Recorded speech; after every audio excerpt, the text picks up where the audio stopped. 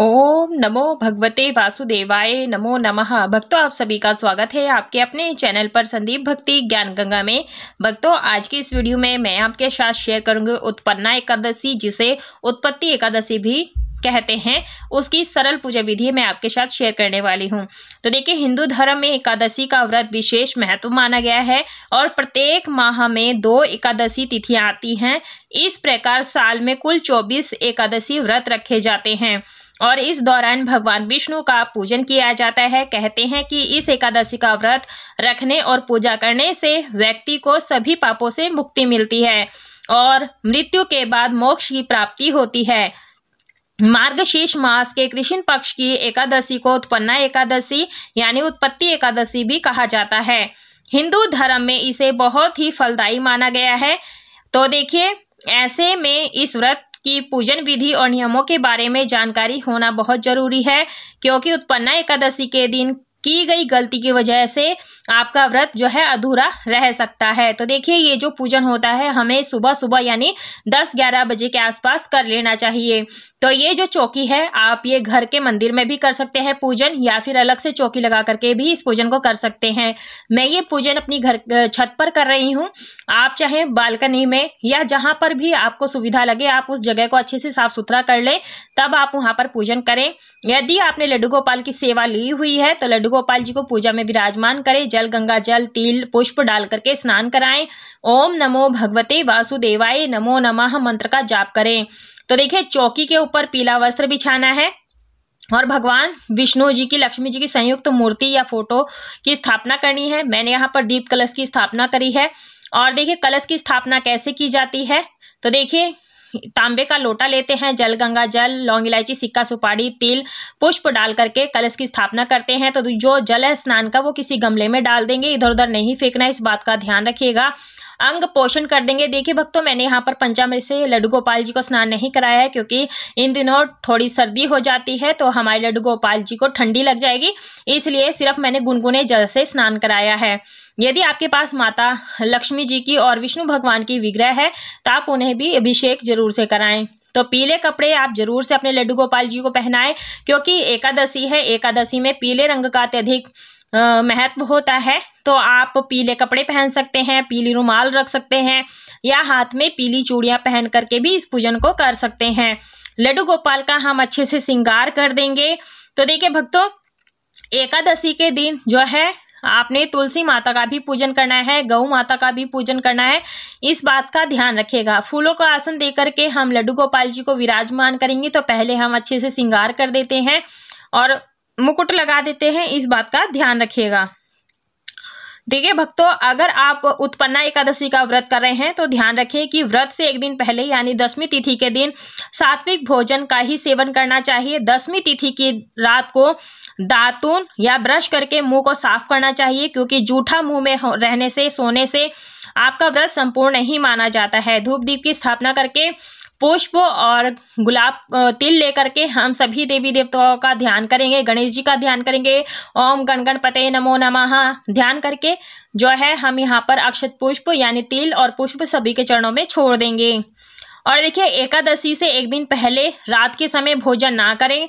कोशिश करें कि भोजन सूर्यास्त से पहले ही कर लिया जाए, क्योंकि यह व्रत 10वीं तिथि से शुरू होता है और द्वादशी के दिन पारण करने के बाद ही समाप्त होता है, इस बात का ध्यान रखिएगा।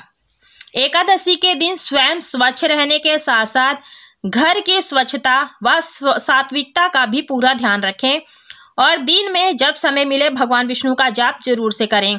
तो यहाँ पर हम जल से, पुष्प की सहायता से जल का छींटा लगा देंगे, शुद्धिकरण करेंगे, पवित्रीकरण करेंगे। भगवान विष्णु जी को हम यहाँ पर जनेऊ समर्पित कर देंगे। आप हो सके तो पीला जनेऊ भी समर्पित कर सकते हैं।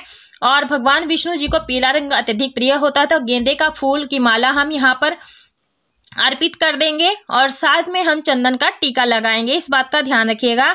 और देखिए, एकादशी के व्रत के दिन मन में बुरे विचार नहीं लाने आने चाहिए और ना ही क्रोधित हों। ऐसा करने से व्रत भंग हो जाता है और दिन में सोना भी नहीं चाहिए। और देखिए भक्तों, उत्पन्ना एकादशी के अगले दिन द्वादशी जो तिथि होती है, व्रत पर पारण किया जाता है और पारण के दौरान दान करना फलदायी माना जाता है। तो आप ज़्यादा से ज़्यादा दान करें। और देखिए भक्तों, दान पुण्य जरूर से करते रहना चाहिए। अगर हम इस जन्म में दान पुण्य करते हैं तो जो हमारा दान पुण्य है हमें आगे जो है शुभ फल प्रदान करते हैं। इत्र लगा करके हम वस्त्र रूपी कलावा सभी को समर्पित कर देंगे। और देखिए भक्तों, एकादशी तिथि है। एकादशी के दिन हमें चावल नहीं खाने चाहिए और ना ही पूजा में चावलों का प्रयोग करना चाहिए। और देखिए, हमने यहाँ पर तिलों का आसन दिया है, तिलों का ही हमने टीका लगाया है और वस्त्र रूपी कलावा सभी को समर्पित कर देंगे और इत्र लगा देंगे। तो देखिए भक्तों, छत पर हवा बहुत तेज चल रही है, फिर भी मैं यहाँ पर पूजन कर रही हूँ क्योंकि दीपक बुझने के चांसेस ज्यादा हैं। और यहाँ पर हम तुलसी दल अर्पित कर देंगे। देखिए, एकादशी के दिन हमें तुलसी नहीं तोड़नी है, आप एक दिन पहले ही तोड़कर पानी में रख लीजिएगा और वो ताजी बनी रहती है, इस बात का ध्यान रखिएगा। माता महालक्ष्मी जी को हमने गुलाब का फूल अर्पित किया है, भगवान विष्णु जी को, लड्डू गोपाल जी को हमने गेंदे का फूल अर्पित किया है। आपको अगर कमल का फूल मिल जाता है तो माता महालक्ष्मी जी को जरूर से समर्पित करना चाहिए। जल का भोग लगा देंगे तुलसी पत्र डाल करके। देखिए, जो भी एकादशी के व्रत शुरू करना चाहते हैं वो उत्पन्ना एकादशी के दिन से एकादशी के व्रत संकल्प लेकर के कर सकते हैं। एकादशी के नियम क्या होते हैं, संपूर्ण विधि विधान क्या है, इसका ऑलरेडी वीडियो हमारे चैनल पर है, आप वहां जाकर के भी देख सकते हैं। बहुत ही शुभ रहता है व्रत करना। तो देखिए, व्रत शुरू करने से पहले एकादशी की व्रत जब हम करते हैं ना तो ज्यादा से ज्यादा पीले चीजों का यूज करते हैं। तो यहाँ पर मैंने आपको बताया, हम यहाँ पर पंचमेवे का भोग लगाएंगे, माता महालक्ष्मी जी को मखाने का भोग लगाया है, भगवान विष्णु जी को तिल का भोग लगाया है, क्योंकि आज के दिन तिल का दान भी करना चाहिए। जो भी आपके पास मौसमी फल मिल जाते हो, सेब, केला, संतरा, जो भी आपको फल मिलता है उसका भोग आप जरूर से लगाएं, लेकिन ध्यान रहे तुलसी पत्र जरूर से डालना है, तभी वो भोग स्वीकार करते हैं, अन्यथा वो भोग स्वीकार नहीं करते हैं। अगर आपने गणेश जी की स्थापना करी है तो गणेश जी का भोग प्रसाद अलग से रखें, उसमें तुलसी पत्र नहीं डाला जाता है, इस बात का ध्यान रखिएगा। हम यहाँ पर धूप दीप जला देंगे और सभी को दिखा देंगे। तो देखिए, एकादशी के दिन भगवान विष्णु जी की और साथ में माता महालक्ष्मी जी की अगर आप पूजा करते हैं ना तो घर में धन धान्य की कभी भी कमी नहीं होते हैं। कहते हैं अघन महीने में माता महालक्ष्मी जी की पूजा करने से घर में दरिद्रता दूर होता है, और अगर हम भगवान विष्णु जी के साथ में पूजा करते हैं तो लक्ष्मी स्थायी वास करती हैं। अगर आपके पास लक्ष्मी विष्णु जी की फोटो है तो पूजन जरूर से करें।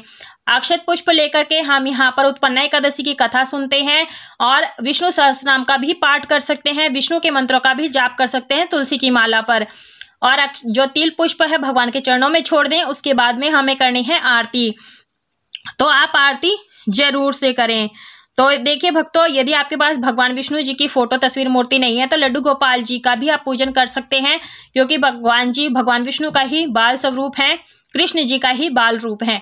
तो ओम नमो भगवते वासुदेवाय नमो नमः मंत्र का जाप करते हुए यहाँ पर आरती कर लेंगे। गणेश जी की नाम की आरती पहले करें, उसके बाद में हमें भगवान विष्णु जी की, माता महालक्ष्मी जी की आरती करनी है। आरती करने के बाद में हम यहाँ पर आरती को ठंडा कर देंगे। और देखिए भक्तों, जो भी आप व्रत का संकल्प लेते हैं वो आपने पहली बार ही लेना होता है कि आप फलाहारी व्रत रखेंगे या शुद्ध सात्विक रहते हुए भोजन करते हुए व्रत पूजन करेंगे या फिर निराहार व्रत पूजन करेंगे। जल को लेकर के हम सभी चीजों को मिनस देते हैं, मिनसने से यह होता है भोग प्रसाद भगवान सह स्वीकार कर लेते हैं। और देखिए, पूजा संपूर्ण हो जाने के बाद में दक्षिणा जरूर से निकालें, क्योंकि दक्षिणा निकालने से हमारी पूजा में जो भी कमी रहती है वो दक्षिणा से परिपूर्ण हो जाती है। तो इस तरह से हमें जो है क्षमा प्रार्थना जरूर से मांगनी है। जो भी भोग प्रसाद आपने यहाँ पर लगाया है, थोड़ी देर के बाद ये प्रसाद सभी जन में बांट दीजिएगा। यदि आपने निराहार निर्जला व्रत रखा है तो आप यहाँ पर अपना प्रसाद थोड़ा सा रख लीजिएगा, ताकि आप द्वादशी के दिन व्रत का पारण करेंगे, तब उसके बाद में इस व्रत को प्रसाद को खा करके अपने व्रत का पारण कर सकते हैं। पूजा विधि क्या रहेगी, व्रत का शुभ मुहूर्त क्या रहेगा, पूजा का शुभ मुहूर्त क्या रहेगा, व्रत का पारण क्या होगा, वो आपको डिस्क्रिप्शन में मिल जाएगा, आप वहां जा करके देख लीजिएगा। बहुत ही सरल है और उसका शुभ मुहूर्त डिस्क्रिप्शन में मिल जाएगा। तो आप इस तरह से इस पूजन को जरूर से करें। और देखिए भक्तों, ब्रह्मचर्य का पालन जरूर से करें, पर निंदा चुगली बिल्कुल भी नहीं करनी चाहिए। आज के दिन तुलसी में दीपदान जरूर से करना चाहिए। गौ माता को गुड़ रोटी, चना गुड़ जरूर से खिलाना चाहिए और गौ सेवा जरूर से करनी चाहिए। गौशाला के पास दीपदान जरूर से करना चाहिए। और देखिए, कथा जरूर से पढ़नी चाहिए, इस बात का ध्यान रखिएगा। ये पूजन आप अगर सुबह सुबह नहीं कर पाए हैं शाम के समय प्रदोष काल में इस पूजन को जरूर से करें, तब भी आपका व्रत संपूर्ण माना जाएगा। वीडियो पसंद आती है तो वीडियो को लाइक कीजिएगा, ज्यादा से ज्यादा शेयर कीजिएगा। चैनल पर नए हैं चैनल को सब्सक्राइब जरूर से कर लीजिएगा। फेसबुक और इंस्टाग्राम पर फॉलो जरूर से करिएगा। पूरा वीडियो देखने के लिए धन्यवाद। राधे राधे।